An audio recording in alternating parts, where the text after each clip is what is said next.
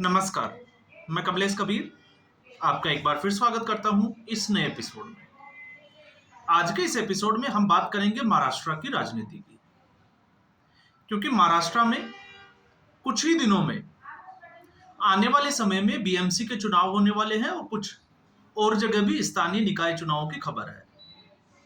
अब ऐसी स्थिति में चाहे वो कांग्रेस पार्टी हो या एनसीपी की शरद पवार की पार्टी हो या फिर शिवसेना उबाटा उद्धव ठाकरे की जो शिवसेना है उसकी हम बात करें, तो सबसे बड़ी चुनौती कहिए या हम कहें कि जिसकी साख जो है वो इस चुनाव पर टिकी हुई है वो है उद्धव ठाकरे। 25 साल से लगातार बीएमसी पर कब्जा होने के बाद ये पहला चुनाव होगा जिसमें उद्धव ठाकरे के लिए सबसे बड़ी चुनौती होने वाली है और यह चुनाव तय करेगा कि उद्धव ठाकरे की शिवसेना का भविष्य क्या है। क्योंकि विधानसभा चुनाव के अगर आप परिणाम देखोगे तो आप कह सकते हो कि इससे जो है वो साफ तौर से ये जाहिर है कि जिस मराठी अस्मिता की बात करते हैं उद्धव ठाकरे, उन मराठाओं ने शिवसेना उद्धव ठाकरे से दूरी बना ली है। तो फिर सवाल ये उठता है कि आखिर इसकी वजह क्या है। तो वजह आती है विचारधारा। कोई भी पार्टी जिसका जन्म विचारधारा से होता है, अगर उस विचारधारा से उलट उस पार्टी का जो है वो विचारों में बदलाव आता है, परिवर्तन आता है, तो फिर उसकी साख खतरे में आ जाती है। और आप इतिहास उठाकर देख लीजिए राजनीति का। अब जब मैं ये कहता हूं तो आप देखिए, जब हम आम आदमी पार्टी की बात करते हैं तो आम आदमी पार्टी का जन्म हुआ इंडिया अगेंस्ट करप्शन, और ये किसके अगेंस्ट था? कांग्रेस पार्टी के। तो कांग्रेस पार्टी के भ्रष्टाचार से लोगों में एक नई जनभावना के जो है राजनीति को लेकर वो पैदा की गई, और वो थी भ्रष्टाचार मुक्त सरकार, कि हम राजनीतिक परिवर्तन लाएंगे, और उससे उदय हुआ आम आदमी पार्टी का। लेकिन 2020 आते आते आम आदमी पार्टी उसी दलदल में फंस गई। एक के बाद जो है वो एक उनके ऊपर आरोप लगे, कुछ नेता और मंत्री जो है वो जेल भी गए, खुद मुख्यमंत्री को भी जेल जाना पड़ा। और फिर उसके बाद में विधानसभा का आप चुनाव परिणाम देख लीजिए, तो हुआ क्या? जैसे ही आप विचारधारा, क्योंकि आपने कहा कि भ्रष्टाचार के खिलाफ लड़ाई लड़ेंगे और भ्रष्टाचार मुक्त सरकार बनाएंगे, और आप उसी दलदल में फंस गए। तो और दूसरी पार्टियों का अगर आप देखोगे तो आपको फिर ऐसे ही जो है वो उनका असर होता हुआ दिखाई देगा। आप सोचकर देखिए, अगर भारतीय जनता पार्टी, क्योंकि जब मैं ये कहता हूं तो 2024 का लोकसभा चुनाव याद करिए, जब भारतीय जनता पार्टी की सीटें 240 हुई, पिछले बार के मुकाबले 2019 के मुकाबले कम हुई, तो उसका एक बड़ा कारण यह था कि कहीं ना कहीं भारतीय जनता पार्टी सॉफ्ट हिंदुत्व की तरफ चली गई। जिस पार्टी का हार्डकोर हिंदुत्व से हम नाता की या उस विचारधारा की बात करते हैं, और वो सॉफ्ट हिंदुत्व पर जाकर अगर वो कुछ करेगी तो फिर उससे मतदाता जो है वो नाराज हो जाता है। तो फिर आप याद करिए बाला साहब ठाकरे को। बाला साहब ठाकरे 1990 के दशक के बाद, या हम कहें कि 1990 के बाद में उनकी राजनीतिक रंग, बाला साहब ठाकरे ने सीधे तौर से हार्डकोर हिंदुत्व की राजनीति को अपनाया। और जब हार्डकोर हिंदुत्व की राजनीति को अपनाया तो उसके बाद विधानसभा चुनाव हुआ 1995 का। तो आप देखिए 1995 में सबसे बड़ी पार्टी भारतीय जनता पार्टी के साथ गठबंधन था, क्योंकि विचारधारा मेल खाती थी। लेकिन कांग्रेस पार्टी के उलट था। क्यों था? क्योंकि राम मंदिर के जिस मुद्दे की हम बात करते हैं उसको लेकर कांग्रेस पार्टी पर बड़े आरोप लगते हैं। और कांग्रेस पार्टी जिसने 2006 में, जिस वक्त जहाजरानी मंत्री टीआर बालू थे, उस वक्त एक बड़ा स्टेटमेंट दिया था, और टीआर बालू ये जुड़े हुए थे डीएमके से। और डीएमके, अभी आपने देखा उदयनिधि स्टालिन ने एक स्टेटमेंट दिया था कि सनातन हिंदुत्व जो है वो एक कुष्ठ रोग है, एक कैंसर है। तो बाला साहब ठाकरे की अगर आप राजनीति को 1990 से पहले के बजाय अगर आप 1990 के बाद देखोगे तो कट्टर हिंदुत्व की राजनीति, और किसी भी राजनीतिक मंच से, या जिसको हम कहें कि किसी भी मंच से, बाला साहब ठाकरे ने बड़े गर्व के साथ इसको जनता के सामने रखा। और उसके बाद में आप देखिए राज ठाकरे अलग हुए 2006 में, कुछ सीटों पर जीत हासिल हुई, लेकिन 2012 में बाला साहब के निधन के बाद आप देखिए जो विधानसभा चुनाव हुए उसमें जब शिवसेना की कमांड जो है वो उद्धव ठाकरे के हाथों में थी और भारतीय जनता पार्टी के साथ गठबंधन था, तो सरकार में थे। 2019 के विधानसभा चुनाव तक भी जो है वो यही परिपाटी चली और जीत जो है वो गठबंधन को हुई, भारतीय जनता पार्टी और शिवसेना को।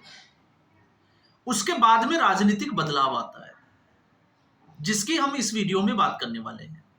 तो उससे पहले अगर आप देखोगे तो मातोश्री, जहां बाला साहब ठाकरे का निवास स्थान था, बाला साहब ठाकरे उससे बाहर निकलकर किसी राजनेता के घर कभी नहीं गए।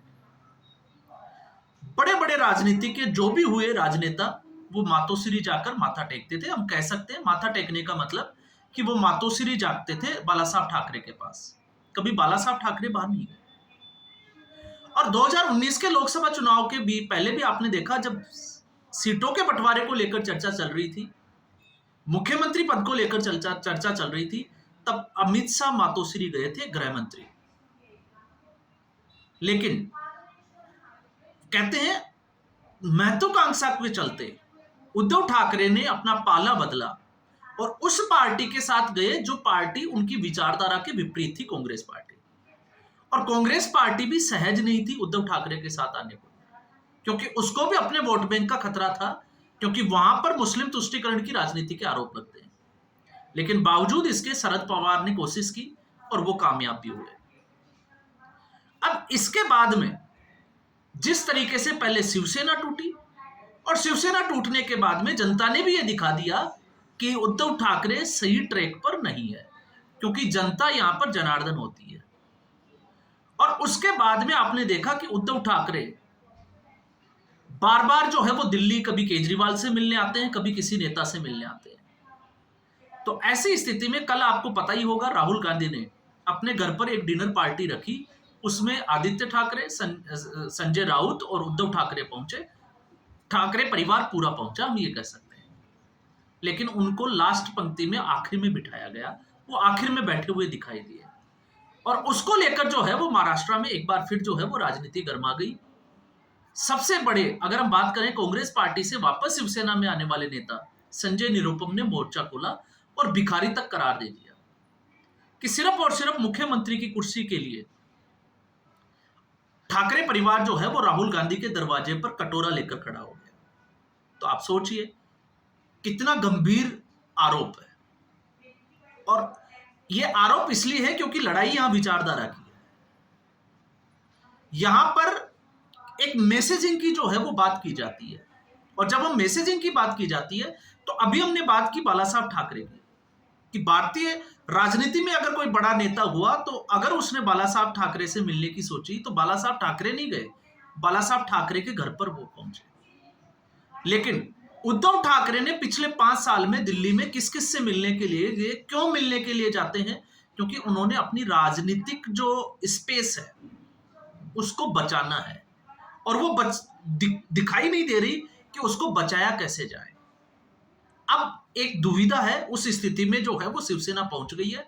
हम हर बार जो है वो इसकी बात भी करते हैं। तो ऐसी स्थिति में जिस तरीके से ठाकरे परिवार को टारगेट किया गया है, तो एक हिसाब से अगर आप देखोगे इस आकलन के पीछे, तो आप सोचकर देखिए, एक तरफ सावरकर की विचारधारा है शिवसेना, और दूसरी तरफ सावरकर के नाम को लेकर राहुल गांधी रैलियां करते हैं अपमान करते हुए। तो राहुल गांधी जब ये गठबंधन हुआ है उसके बाद से लेकर अब तक बहुत बार महाराष्ट्र गए, उद्धव ठाकरे के साथ मंच भी शेयर किया। और आपको पता हो तो आपने देखा किस तरीके से सीट शेयरिंग का फॉर्मूला हो, इंडिया गठबंधन की बैठक हो।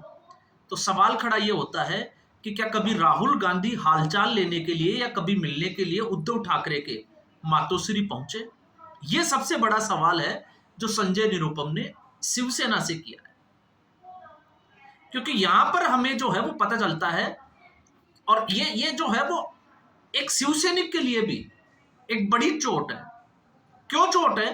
कि जो शिवसैनिक जो है वो बाला साहब ठाकरे का नाम लेकर दंभ भरते थे, आज उनकी स्थिति यह हो गई कि वो उद्धव ठाकरे को डिफेंड भी नहीं कर पाते हैं। और जब डिफेंड नहीं कर पाते हैं तो फिर यह आरोप जो है वो गद्दार का आरोप एकनाथ शिंदे के ऊपर लगाया जाता है। तो आप एकनाथ शिंदे की राजनीति को उठाकर देख लीजिए।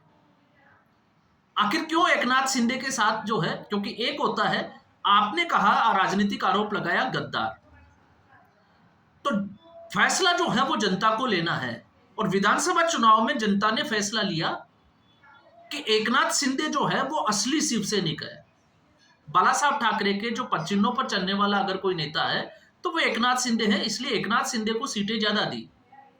उद्धव ठाकरे को कितनी सीटें दी? आई थिंक 19 सीटें। तो आप सोचकर देखिए कि उद्धव ठाकरे की और ठाकरे परिवार की स्थिति बाला साहब के निधन के बाद, या मैं तो कहूंगा कि बाला साहब के निधन को छोड़ दीजिए, 2019 के बाद और 2019 के पहले क्या थी। तो आज ठाकरे परिवार जो है वो किसी भी उद्घाटन के लिए, किसी के भी घर जो है वो राजनीतिक मसलों के लिए बिल्कुल उपलब्ध है।